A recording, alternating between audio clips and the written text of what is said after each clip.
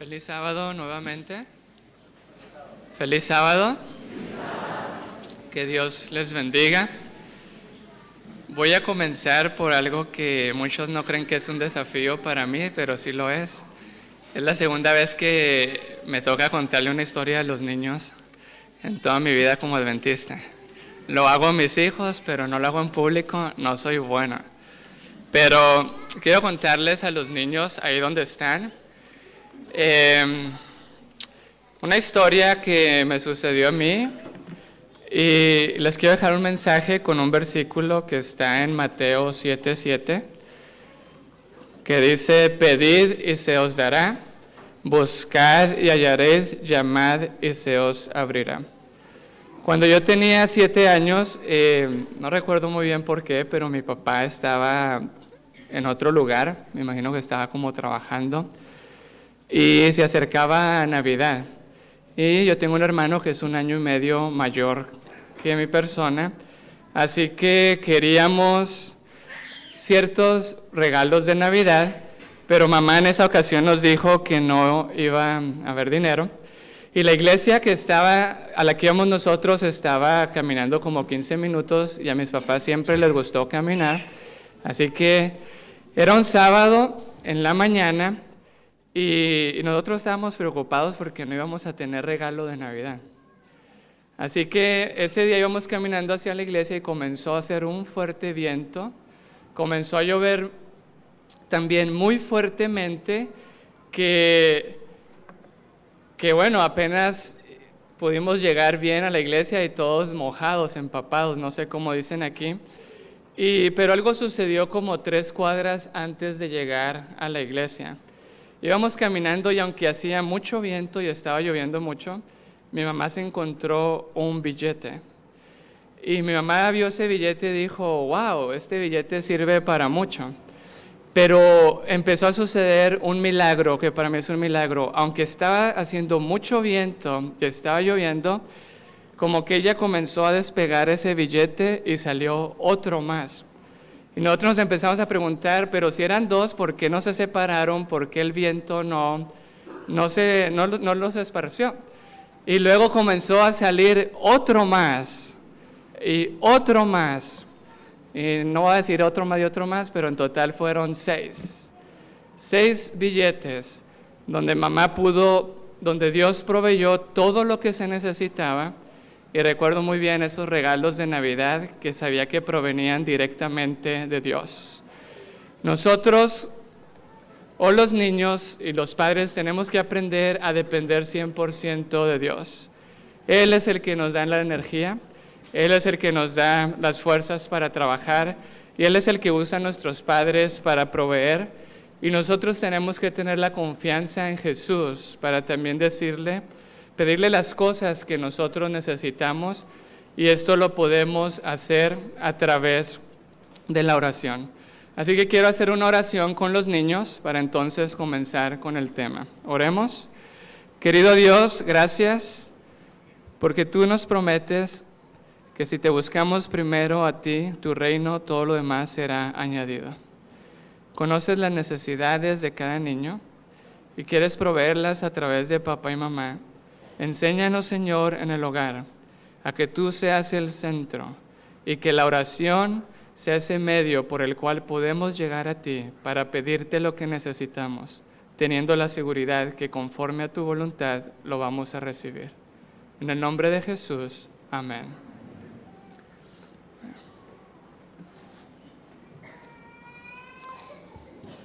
Cuando antes de iniciar para acá se pedía que el Señor quite todo lo que impida su presencia o traiga alguna influencia maligna, en lo primero que yo pensé fue en el tiempo, porque quedan 10 minutos para las 12 y no sé a qué horas terminan aquí, pero tengo la seguridad de que en su providencia el Señor nos permite compartir su palabra, así que quiero compartir lo que Dios ha puesto en mi corazón para esta mañana, ya casi tarde, con cada uno de ustedes.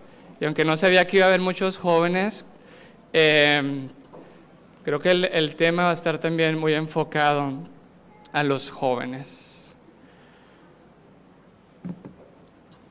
Quiero que abramos nuestras Biblias en Zacarías capítulo 12, el versículo 10.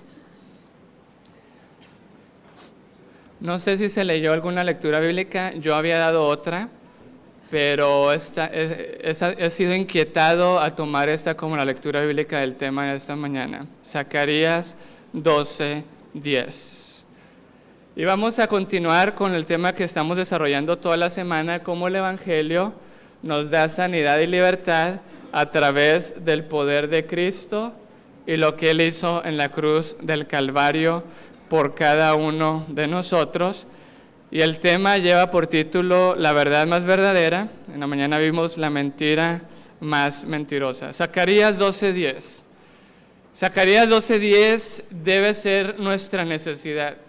Zacarías 12:10 nos pone en el contexto del tiempo en que estamos viviendo. Y derramaré sobre la casa de David y sobre los moradores de Jerusalén el espíritu de gracia y oración. Y yo creo que nosotros debemos de estar clamando por este espíritu de gracia y oración. Un espíritu de gracia y oración que nos lleve a lo que dice la palabra de Dios en 2 de Crónicas 7:14, un versículo muy conocido por nosotros. Si mi pueblo, sobre el cual mi nombre es invocado, se humillare y se arrepintiere de sus malos caminos, entonces yo oiré desde los cielos, perdonaré sus pecados y sanaré su tierra. Un espíritu de gracia y oración. Y sigo leyendo Zacarías 12:10. Y mirarán a mí, a quien traspasaron, y harán llanto sobre él, como llanto sobre unigénito, afligiéndose sobre él, como quien se aflige sobre el primogénito. Yo no sé qué es lo que está delante de ti en esta mañana. Yo no sé qué es lo que te atrae a ti. Esta semana hemos estado hablando de atracción, de conexión, de identidad. Y cómo Satanás en el contexto del dolor, del pecado, en el contexto del placer falso, nos atrae y nos coloca falsos centros. Y nosotros somos transformados por lo que contemplamos. Y yo quiero preguntarte, ¿qué es lo que está delante de ti en esta mañana? En Job 34:32 dice la palabra de Dios, lo pueden buscar ustedes. Muéstrame lo que yo no veo, y si hice mal, no lo haré jamás. ¿Qué es lo que está delante de mí? Y mi oración es que en esta mañana el Señor se revele y nos pueda mostrar qué es lo que quiere el que esté, pero sobre todo, si hay otra cosa delante de mí que no es Él. 3 cosas para reflexionar en esa pregunta. Vamos al libro de Salmos. El libro de Salmos, Salmos 38. Salmos 38, versículo 17. Y yo quiero preguntar antes de avanzar, ¿cuántas de las personas que están aquí no pudieron escuchar los temas? Porque quiero saber cómo manejar el tema, sino que es la primera vez que van a escuchar algo sobre lo que hemos estado hablando. Ok. Los demás por lo menos escucharon algún mensaje. Ahora, también quiero preguntar, ¿cuántos trajeron comida? ¿Cuántos van a comer aquí? Ok. Hoy muy poco, solo una persona. Los demás no van a comer aquí. Eso era para ver el tiempo. Ok. Dice el Salmo 38:17, pero yo estoy a punto de claudicar y mi dolor está delante de mí continuamente. David dice, continuamente está delante de mí mi dolor. Y estamos reflexionando qué es lo que está delante de ti en esta mañana. Salmos 44:15. Salmos 44:15. Ya vimos que David dice, mi dolor está siempre, continuamente. El Salmo 44:15 dice, cada día mi vergüenza está delante de mí y me cubre la confusión de mi rostro. Mi dolor delante de mí, mi vergüenza, mi culpa delante de mí cada día y me cubre la confusión de mi rostro. Salmo 51, versículo 3. Porque yo reconozco mis rebeliones y mi pecado está siempre delante de mí. ¿Qué es lo que está delante de ti en esta mañana? ¿Qué es lo que está delante de ti? ¿Tu dolor? ¿Tu vergüenza? ¿Tus errores? ¿Las páginas ocultas y secretas de tu vida?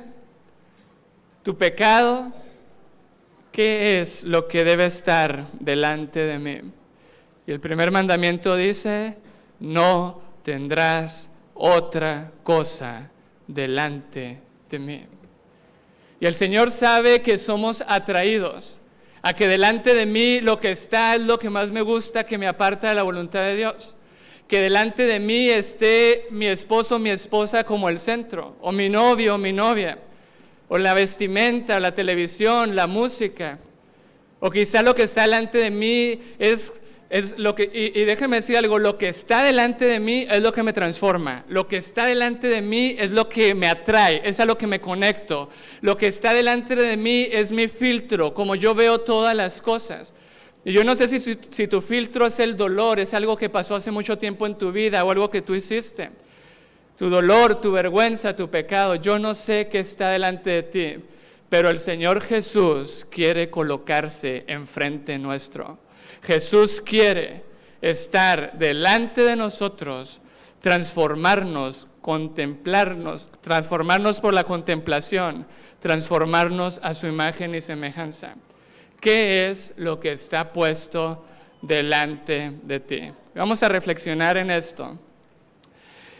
Quiero comenzar con una historia muy conocida de Lee, y no le voy a dedicar mucho tiempo. Si alguien tiene algún interrogante sobre esto, lo podemos hacer al final o a la hora de la comida. Pero quiero compartir la historia de Lee. Lee nació de una madre soltera. 3 meses antes de que Lee naciera, su padre murió. Así que él no tuvo un padre terrenal, no tuvo un padre biológico. Cuando él nació solamente estaba ahí su madre y esto lo llevó a tener una vida nómada. Andaba de un lugar para otro, tanto que cuando Lee tenía 3 años ya estaba en un orfanatorio, en un orfanato. Fue un joven que su biografía se describe como alguien inadaptado a la escuela. La situación de búsqueda de trabajo de su madre, inconsistencia, lo llevaba de un lugar para otro. Así que se describe como alguien solitario y sin amigos, que desde la infancia y sobre todo en la adolescencia fue rebelde a la autoridad. Se describe como un joven sin brújula. En ese momento, por tratando en la adolescencia llenar sus vacíos, comienza a leer muchos libros acerca del marxismo, videos, cosas que tenían que ver con esto, y en búsqueda, y comienza a desarrollar una filosofía marxista que iba en contra al país donde él estaba, donde nació, en los Estados Unidos. Y algo que no se entiende de él es por qué aún con esta filosofía él ingresa a la infantería marina norteamericana y es enviado de joven a Atsugi, Japón, para desarrollar ciertos trabajos de acuerdo a lo que él sabía. Así que estando en Atsugi, Japón, él era una persona tan despreciada, se sentía tan rechazada, que no encajaba en ningún lugar, que ni siquiera se sentía que encajaba en la infantería marina, y en 1959 hay una deserción y se va y se une a la Unión Soviética.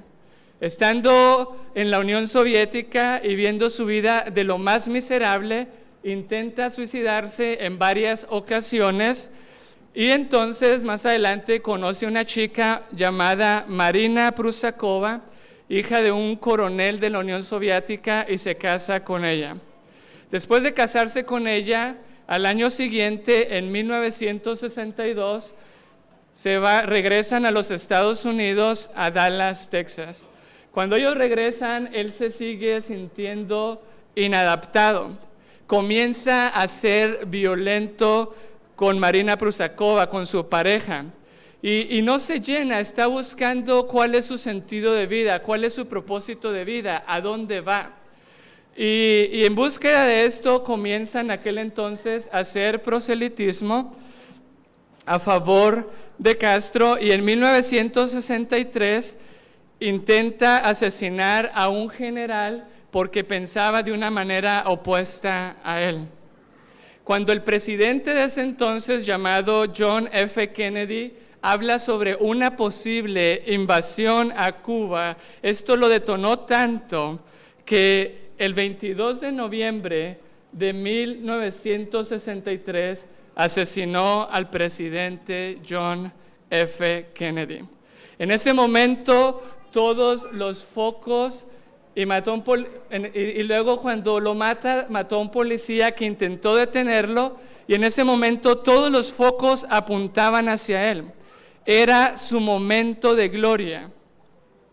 Tristemente, su momento de gloria, y cuando todos los focos apuntaban hacia él, le duró algunos días, porque el 24 de noviembre, 2 días después de 1963, fue asesinado.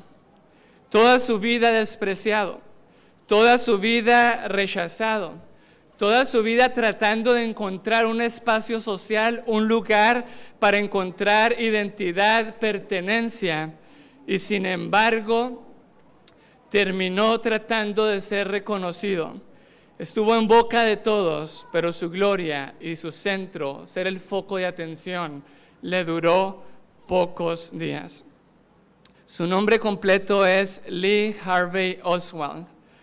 Él, despreciado, rechazado, sin padre, con una madre que no estuvo ahí porque tenía que trabajar, sin poder desarrollarse en la escuela, con mucho bullying que le hicieron, como hoy lo llamamos, y sin embargo no encontró una esperanza, no encontró una razón para vivir, y de una manera trágica, como hoy lo recordamos, él perdió la vida.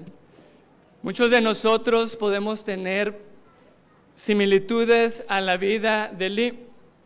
Y esta historia es muy controversial porque es usada por muchos psicólogos, por muchos psiquiatras, por diferentes puntos de vista para entender el problema humano. Y cuando yo pienso en Lee, pienso, ¿cuál es la solución que nosotros podríamos tener para Lee? ¿Cuál es la solución para jóvenes y para personas que pueden estar experimentando situaciones similares? Y quiero repasar algunos de los principios que vimos esta semana mientras desarrollamos la temática La verdad más verdadera. En la mañana hablábamos de que hay un mediador, y no voy a enfocar mucho el tiempo en esto, pero hay un mediador, y quiero explicar por qué Jesús tiene el derecho a ser un mediador. Una frase, no sé si esta palabra se usa aquí, y me disculpan si suena mal, ok. En México no suena mal, pero es metiche. ¿Se entiende esa palabra? No se oye mal. Un mediador es una persona que se mete en medio. Es una persona que está ahí, que no lo llamaste, pero está ahí. Y quiero ver por qué Jesús es un mediador. ¿Por qué Jesús, aunque yo no lo quiera ver en mi historia, ahí está? ¿Por qué Jesús, aunque yo no lo quiera ver en mis tentaciones y en mis luchas, ahí está? ¿Por qué Jesús, aunque yo no lo quiero ver en mi dolor, en mi sufrimiento, en mis pecados, en mis errores, ahí está? Jesús es un mediador, y quiero que reflexionemos por qué. Esta cita la leíamos en la mañana, y quiero que comencemos con la profecía de Isaías 63:9. Jesús se metió en mi dolor. En todas nuestras aflicciones Él fue afligido. No importa cuál es el sufrimiento que yo estoy experimentando o he experimentado, allí está Él. Y está Él para que delante de mí no esté mi padre o mi madre o la persona que me maltrata. No esté mi esposo o mi esposa. Está Él ahí en mi dolor para que delante de mi dolor el que esté sea el Cordero inmolado de Dios y pueda ser transformado a su imagen y semejanza. Y Jesús experimentó muchas situaciones que nosotros podemos experimentar. Y quiero basar este sermón en una sencilla cita del deseado de todas las gentes, la página 16, el párrafo 3. Cristo fue tratado. Es en el trato donde hay dolor. Es en el trato donde tú y yo pecamos contra los demás. Es en el trato donde hay culpa y vergüenza. Cristo fue tratado como nosotros merecemos, a fin de que nosotros pudiésemos ser tratados como Él merece. Se metió en tu trato, se metió en mi trato, y si tú y yo lo permitimos, podemos ser libres de lo que está delante de nosotros y podemos verlo a Él, podemos ser atraídos por Él. Y esta semana estudiamos un resumen de su trato. Jesús nace de una madre soltera. Vimos en Juan 8:44 que le dijeron a Jesús: nosotros sí tenemos un padre, nosotros no somos nacidos de prostitución o fornicación, dice la palabra de Dios. Jesús fue atacado por su humilde nacimiento. Su padre José no fue su padre terrenal o biológico, tuvo medios hermanos y Jesús nace fuera del contexto del matrimonio y Jesús toma este dolor y este sufrimiento para poder estar delante de mí. Yo no sé si tú estás sufriendo porque no conoces a tu padre. Yo no sé si hay una situación familiar. Yo no sé si tienes medios hermanos. Y estas cosas traen mentiras, traen dolor, sufrimiento y tantas adicciones que podemos ver hoy en la tarde. Pero Jesús se metió. Jesús se mete en tu dolor para poder estar delante de ti. Fue dejado solo y abandonado en el momento en que más necesitaba a los discípulos, en el momento en que estaba angustiado, en el momento en que estaba entristecido en gran manera y con una tristeza hasta el punto de la muerte. Fue dejado solo y abandonado cuando más los necesitaba. Y se mete en este dolor para que en mi soledad, para que en mi abandono, por aquellas personas que tenían que estar ahí cuando más los necesitaba, delante de mí, el único que pueda estar sea el Cordero. Jesús también es traicionado, le son infiel, lo rechazan, lo desestiman, lo menosprecian vendiéndolo como un esclavo. Es abusado en flaqueza, en impotencia, y en todos esos abusos recibe abuso físico, abuso emocional, abuso verbal, abuso psicológico, recibe bullying. Y también vimos que Jesús fue desnudado sin su consentimiento y fue expuesto ante la mirada de tantas personas que pasaban por ahí con un simple propósito: meterse en tu dolor. Que en tu dolor, que en tu vergüenza, que en tu humillación, en tu rechazo, delante de ti pueda estar solo el Cordero de Dios. Todos estos abusos fueron realizados por personas que tenían poder y personas que tenían autoridad sobre él, instigados por Satanás. Y porque lo que tú y yo podemos haber experimentado en nuestra vida es por personas, por papá que tenía que cuidar, mamá que tenía que proteger, el tío, la tía, el abuelo, aún un adulto que debe respetar y proteger a un niño. Jesús fue abusado por personas con poder y autoridad sobre él para poder meterse en mi dolor y estar delante de mí. Fue tentado a proteger su dolor con vino. En la tarde hablaremos más de esto. Y se preguntó: Dios mío, ¿por qué? ¿Por qué me has abandonado? ¿Por qué estás tan lejos de mí? ¿Por qué clamo a ti de día y de noche y no hay para mí sosiego? Sintiéndose rechazado y abandonado por su padre. Y aparentemente siendo un fracasado en su ministerio. ¿Cuántos creían en él en ese momento en la cruz? ¿Cuántos creían que él iba a resucitar? Y Jesús se mete en nuestra historia.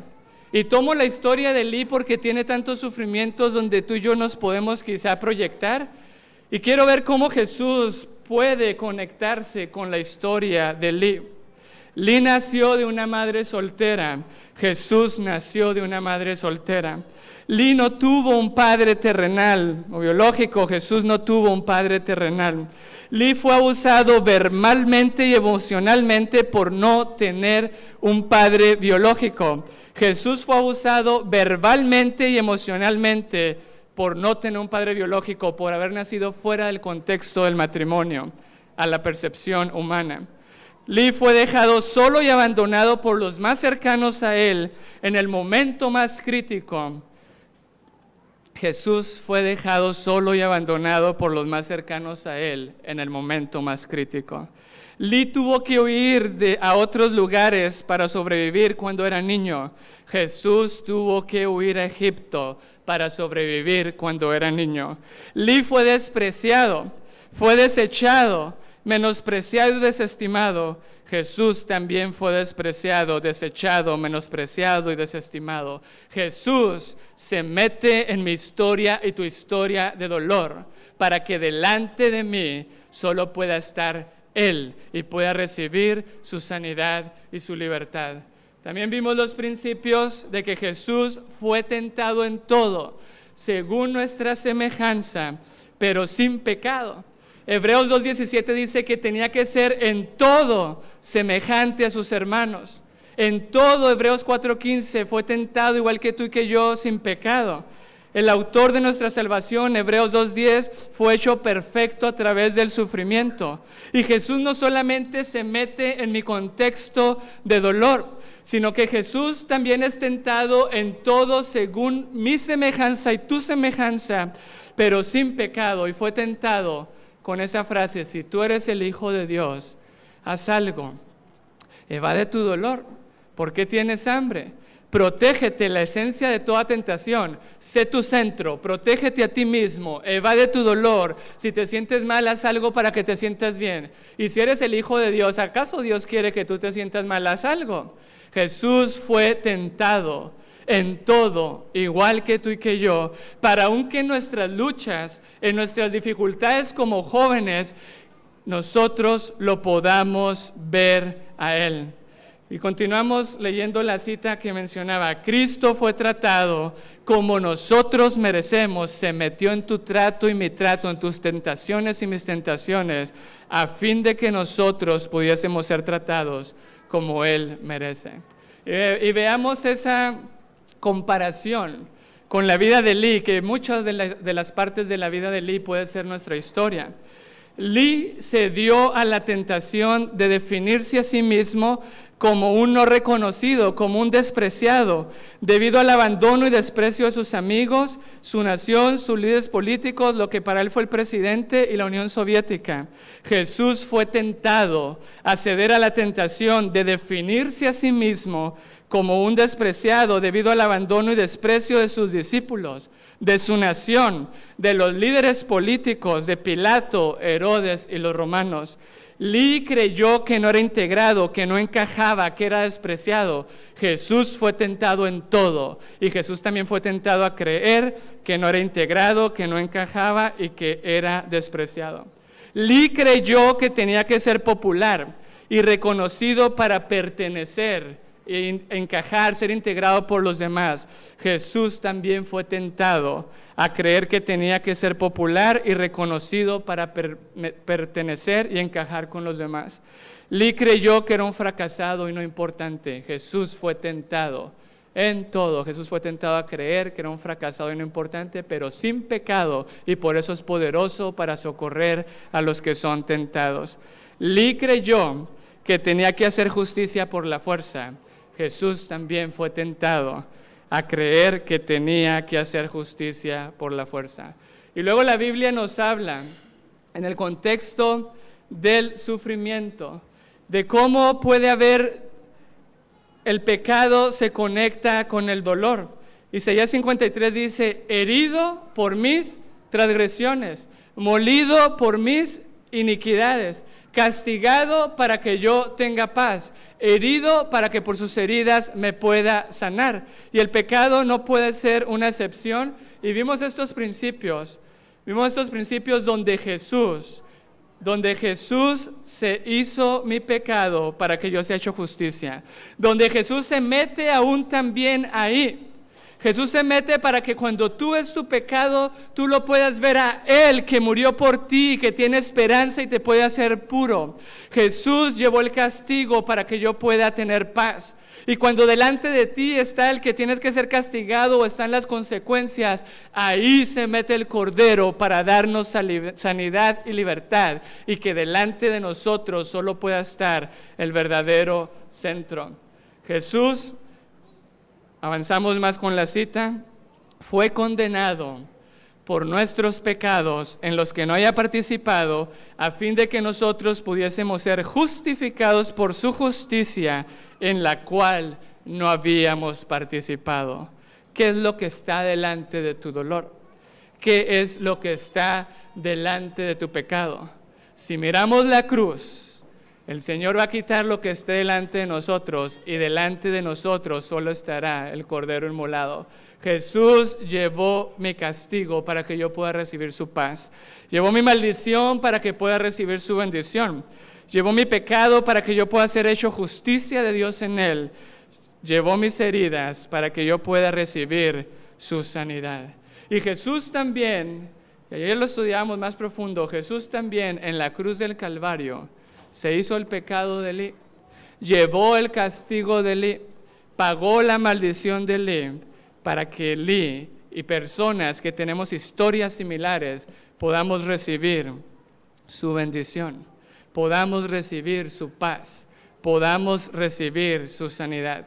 La cita del deseado de todas las gentes termina diciendo: Él sufrió la muerte nuestra, a fin de que nosotros pudiésemos recibir la vida suya. Así que Jesús llevó mi trato para que yo pueda recibir su trato. Jesús llevó mi sufrimiento para que yo pueda recibir su sanidad. Jesús fue tentado en todo para que yo pueda recibir su verdad y su victoria y su poder.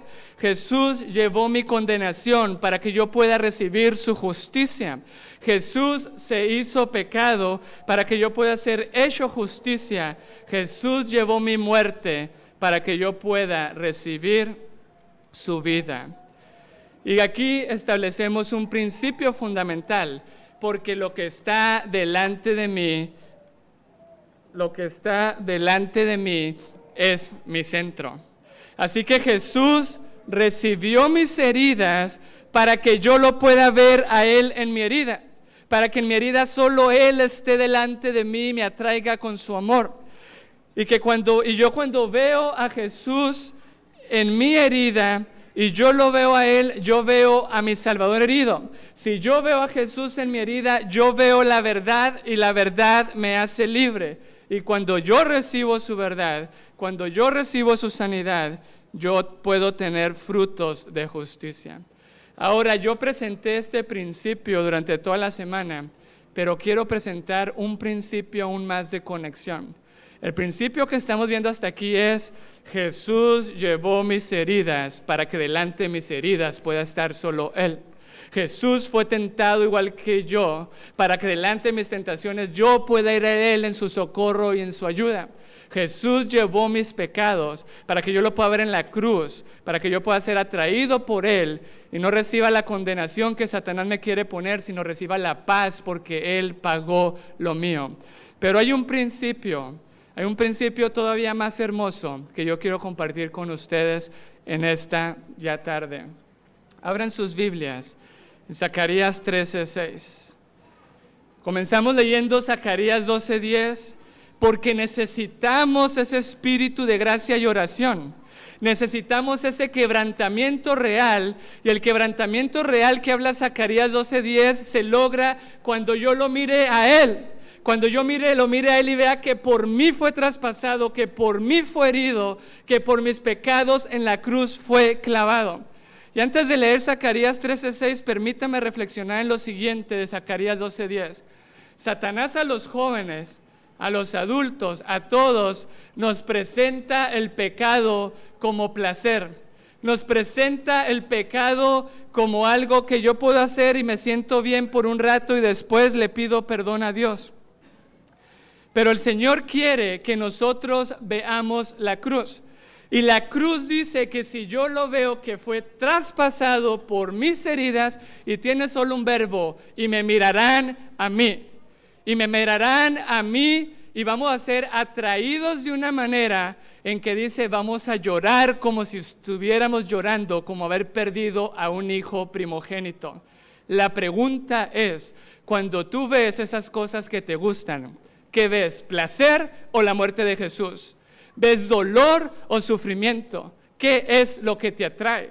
Está delante de ti el engaño que te dice, eso es placer, hazlo, te gusta, que después te arrepientes, o puedo ver que en la muerte, que en lo que llevó el Cordero de Dios, puedo ver que en lo que a mí me gusta y donde Satanás me dice placer, la cruz me dice es dolor, es muerte, y Jesús lo tomó en mi lugar, pero yo sé que si yo no recibo eso de Jesús, todos los que mueran la segunda muerte, todos los que mueran esa segunda muerte es porque rechazaron tener delante de Él aquel que llevó las heridas, fue tentado en todo y llevó nuestros pecados. Una cosa solamente necesitamos que la sierva del Señor nos pidió, 1 hora al día, mirar a Jesús en la cruz del Calvario y ver que por nosotros fue traspasado. Y dice, les voy a compartir una cita favorita, no la traía planeada, pero esta cita es la que a mí me inspira. A menudo, deseado de todas las gentes, páginas 267, a menudo nos apenamos porque nuestras malas acciones nos producen consecuencias desagradables, pero esto no es arrepentimiento. En la palabra hay 2 tipos de dolores, hay 2 tipos de tristezas, la tristeza para arrepentimiento según Dios y la tristeza que es para perdición según el mundo. Cuando tú ves dolor en tu pecado, ¿por qué ves dolor? ¿Porque perdiste lo que querías? ¿Por las consecuencias negativas? ¿Porque ya no vas a tener lo que quieres? La sierva del Señor dice, esto no es arrepentimiento. Y entonces nos habla de la verdadera tristeza. El verdadero pesar por el pecado es resultado de la obra del Espíritu Santo. El Espíritu revela la ingratitud del corazón que ha despreciado y agraviado al Salvador y nos trae contritos al pie de la cruz. Y veamos lo que dice a continuación.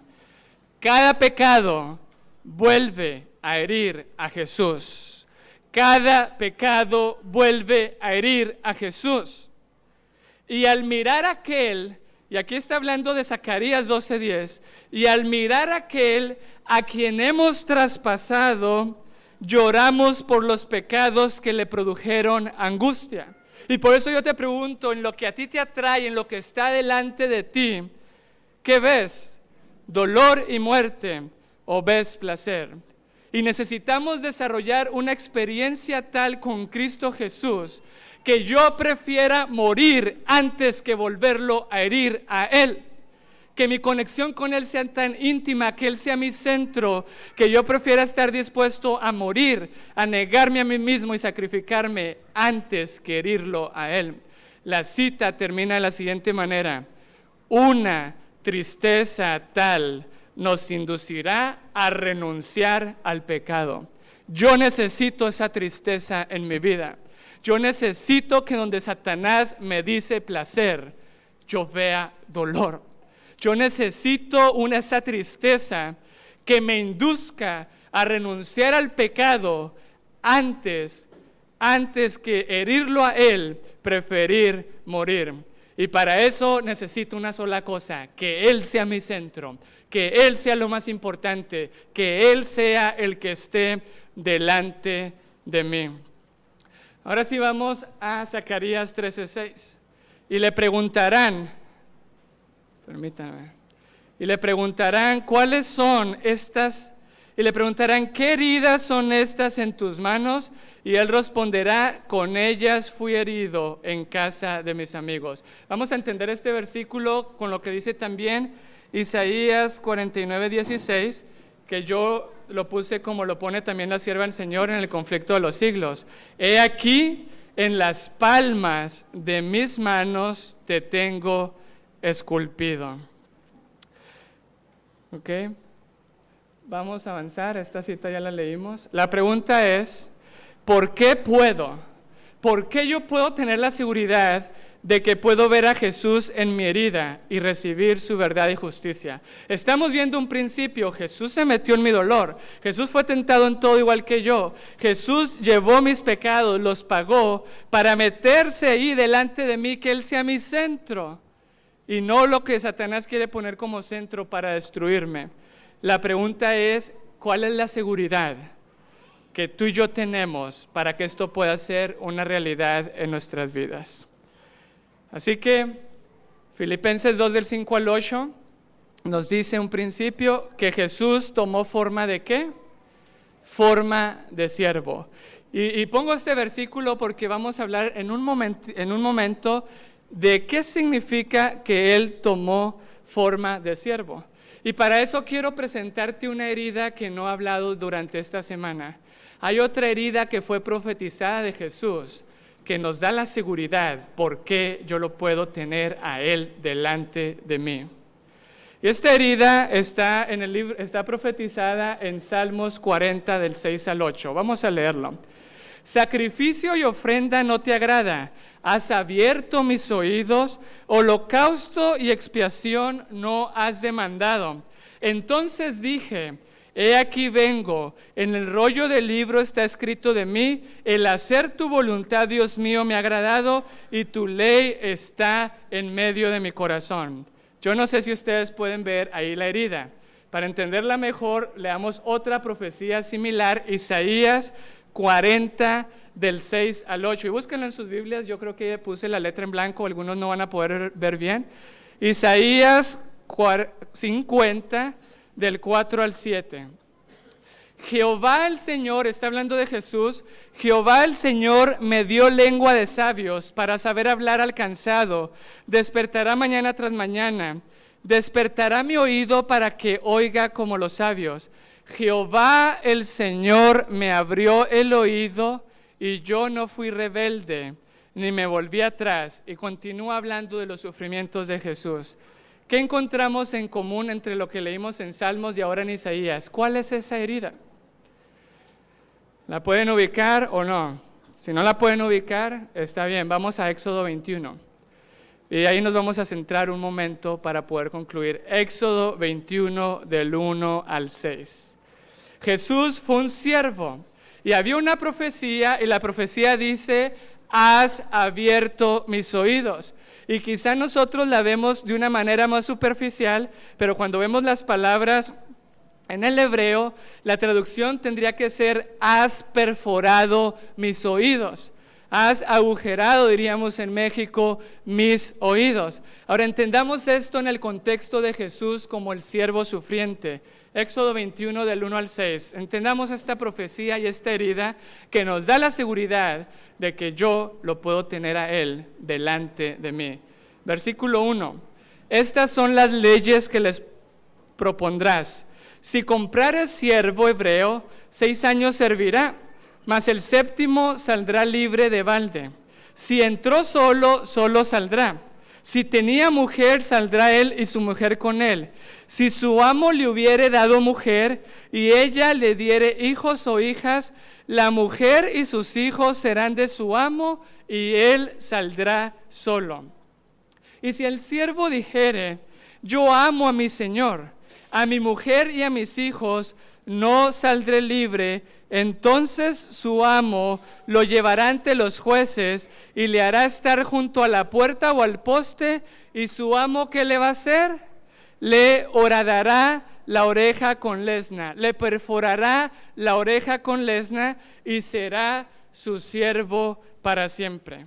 Imagínense un siervo que entraba al 7º año, podía ser libre, pero había un problema. El problema era que si su amo le daba esposa y tenía hijos, en el momento de ser libre, él se podía ir. Pero ¿qué pasaba con la esposa y con los hijos? Se tenían que quedar con el amo. Y entonces, si el siervo decía, yo amo a mi señor, yo amo a mi esposa y amo a mis hijos, el siervo se podía quedar, pero tenía que suceder algo. Lo llevaban a él hasta la puerta. Lo llevaban, imagínense, lo llevaban hasta la puerta, y la puerta representa libertad. Y allí en la puerta el siervo veía a su lado a su esposa, a sus hijos, a su señor, pero del otro lado el siervo veía la libertad, el ser libre, el ya no tener que estar bajo la servidumbre. Pero dice que si el siervo se quería quedar, entonces su oído, su oreja tenía que ser perforada con lesna. ¿Cuándo se cumplió esta profecía de Jesús, que lo señalaba como el siervo sufriente? Nos vamos al Getsemaní, Mateo 26:39. En el Getsemaní llegó el momento donde comenzó a cargar la copa de la ira de Dios. Y 3 veces hace la oración: Padre, si es posible que pase de mí esta copa sin que yo la beba, mas hágase tu voluntad. En ese momento, dice Lucas 22, del 42 al 44, que Jesús estaba tan angustiado que cayó postrado y se le envió a un ángel del cielo. Y yo quiero que nos ubiquemos y nos metamos en esta escena y podamos ver en qué momento se cumple la profecía, la herida que no hemos visto de Jesús, de que su oído tenía que ser perforado con lesna, que es más simbólico. El libro Deseado a todas las gentes nos lo dice de la siguiente manera: 3 veces repitió esta oración, 3 veces rehuyó su humanidad el último y culminante sacrificio. Y hace 3 años yo estaba leyendo esta cita y el Señor me dijo lo que les estoy compartiendo cuando leí la siguiente frase: pero ahora surge delante del Redentor del mundo la historia de la familia humana. No tenemos el tiempo de leer toda la cita, pero no olviden eso: ahora surge delante del Redentor del mundo la historia de la familia humana. Más adelante, en el Deseado a todas las gentes, el comentario cuando viene el ángel, cuando la sierva del Señor dice: todo estaba en juego. Porque así como el siervo veía a la esposa, los hijos y su señor, y era libre de poderse quedar y seguir ahí, experimentar el sufrimiento, o era libre para irse, de la misma manera Jesús estaba experimentando esto y tenía que tomar una decisión. ¿Dejará Jesús que el hombre beba la copa, o Jesús tomará la decisión final de beber la copa? Y en ese contexto la sierva del Señor nos dice que cuando el ángel viene, le mostró los cielos abiertos y le habló de las almas que se salvarían como resultado de sus sufrimientos. Le aseguró que su Padre es mayor y más poderoso que Satanás, que su muerte ocasionaría la derrota completa de Satanás y que el reino de este mundo sería dado a los santos del Altísimo. Y la sierva del Señor cita una profecía en Isaías 53. Le dijo que vería del trabajo de su alma y quedaría satisfecho porque vería una multitud de seres humanos salvados, eternamente salvos. ¿Qué sucedió en ese momento? En ese momento se cumple también lo que Pablo nos dice en Hebreos 12:2 y la profecía que ya citaba Elena de White en Isaías 53:10, del trabajo de su alma verá y será saciado. Allí estaba Jesús como siervo y Jesús tenía que tomar la decisión y Jesús era libre de tomar esta decisión y Jesús en ese momento está ahí y voltea y ve a su Padre, ve a su amo y ve a su esposa que es su iglesia y ve a sus hijos que somos tú y yo. Y Jesús pasa en ese momento la historia tuya y la historia mía. Te ve en tu dolor, te ve en tu condenación, te ve en lo que tú y yo merecíamos. En ese momento aparece el ángel y le muestra a su Padre, pero también le muestra tu historia y la mía. Y en ese momento Jesús dice: pero yo amo a mi Señor, yo amo a mi esposa y a mis hijos, no saldré libre. por el gozo puesto delante de él. ¿Cuál es el gozo puesto delante de él? ¿Quién es el gozo puesto delante de él? Por el gozo puesto delante de él, sufrió la cruz y menospreció la vergüenza. La seguridad que tú y yo tenemos de que el Cordero puede estar delante de nosotros es esta.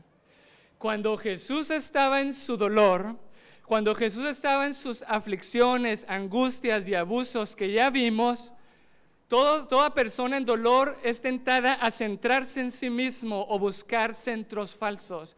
Jesús en su dolor te vio a ti y a mí.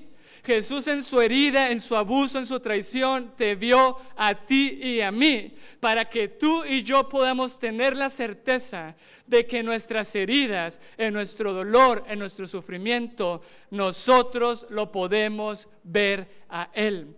El gozo puesto delante de Jesús fuiste tú y yo, para que en nuestra aflicción, en nuestras tentaciones, tengamos el mismo gozo, el Cordero delante de Dios, de nosotros, el Cordero de Dios inmolado, que llevó lo mío y que tomó lo mío. La seguridad que yo tengo y que tú tienes de que Jesús sea tu centro y esté delante de ti, es que cuando Él estaba siendo herido igual que tú, es que cuando Él tenía que tomar la decisión, es que cuando Él dijo, los amo, yo amo a mi esposa y a mis hijos, quiero ser siervo para siempre. Y por eso las heridas de Jesús permanecerán por la eternidad, porque Él decidió ser siervo para siempre.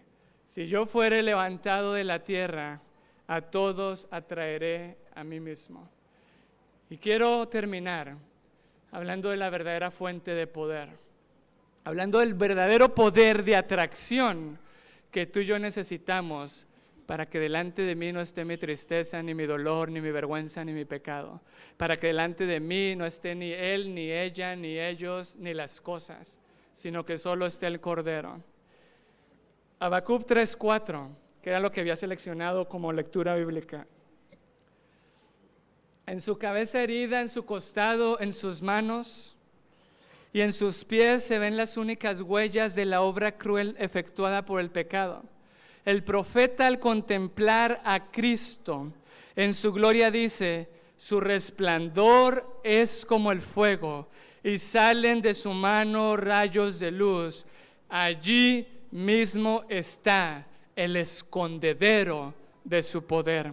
En sus manos y su costado heridos, de donde emanó la corriente purpurina que reconcilia al hombre con Dios, allí está la gloria del Salvador. Allí mismo está el escondedero de su poder. Y las marcas de su humillación son su mayor honor. A través de las edades eternas, las llagas del Calvario proclamarán su alabanza y declararán su poder. ¿En dónde está el poder que yo necesito para ser atraído por Él? ¿En dónde está el escondite de su poder? Que dice Habacuc 3:4 que su resplandor es como el fuego y de sus manos salen rayos de luz. De sus manos heridas por mis pecados, dice, allí mismo está el escondedero de su poder. Yo quiero terminar con la pregunta con la que iniciamos. ¿Qué es lo que está delante de ti? ¿Quieres ir a la fuente de poder? ¿Quieres ir a la fuente donde emanó la corriente purpurina, la sangre de Jesús? Que ahí está su poder. Su poder está en sus sufrimientos. Su poder está en sus marcas, en sus llagas. Nosotros buscamos su poder en sus milagros y en las otras cosas y perdemos la identidad con Jesús, que tomó lo mío para poder estar delante de mí. En los recuerdos de tu pasado, en tu presente, ¿qué es lo que está delante de ti? Y termino con un solo llamado.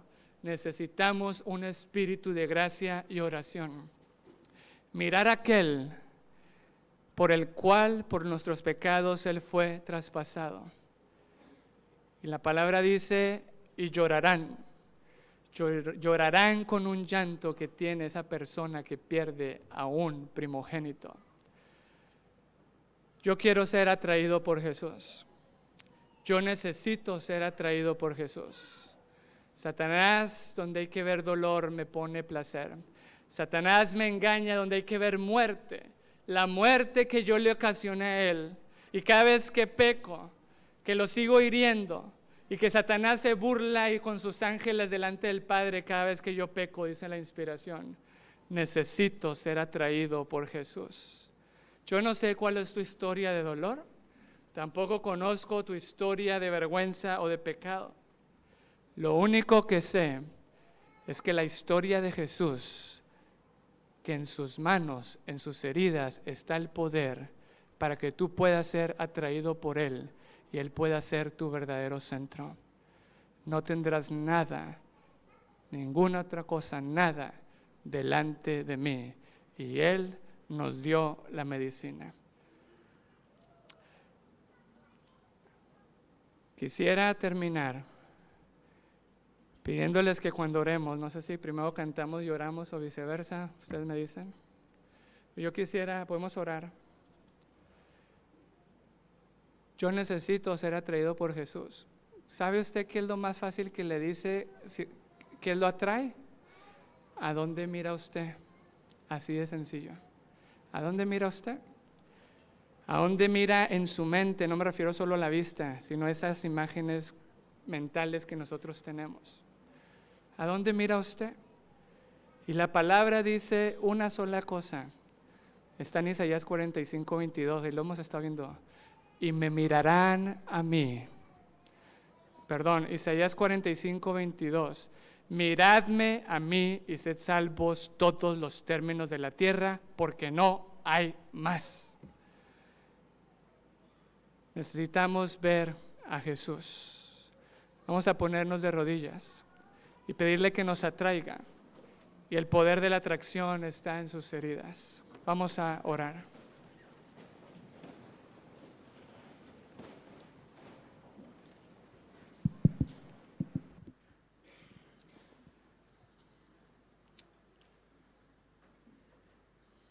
Querido Dios, Señor, fuimos creados para que tú siempre estuvieras delante de nosotros. El pecado, Señor, se ha interpuesto, el dolor, las heridas. Pero gracias porque te metiste en nuestro dolor. Gracias, Señor, porque tomaste nuestro pecado. Y porque por la eternidad tus heridas proclamarán dónde está tu poder. Necesitamos ir hoy a la cruz y conectarnos contigo. Gracias porque sufriste en nuestro lugar. Gracias porque nuestras heridas nos viste a nosotros. Y fuimos tu gozo. Para que nuestras heridas tú seas nuestro gozo. Y delante de nosotros solamente puedas estar tú. Señor, si tu Santo Espíritu nos ha revelado las cosas falsas que están delante de nosotros, perdónanos. Perdónanos, Señor. Queremos mirar la cruz.